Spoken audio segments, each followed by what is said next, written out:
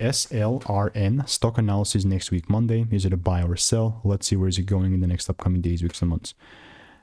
ACELYRIN, whatever the pronunciation is here, it's 20% up. I mean, yeah, props to SLRN, but it's just awful price action, man. Like, what the hell is this?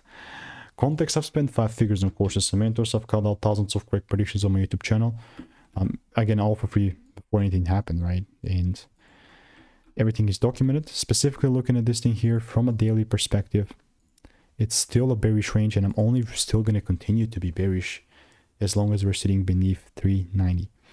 We're 260, right? It's a big kind of range. And honestly here, as long as I see a shift, this is primed example for me to take even more sells. But guess what? If my rules are not met, I'm just not going to sell. Simple as that. So what I'll do in the meantime, I'll just keep waiting. That's all I can do. So I was waiting for rules. If you want to make more money trading in a simple way, click the first link in the description. That's a free newsletter.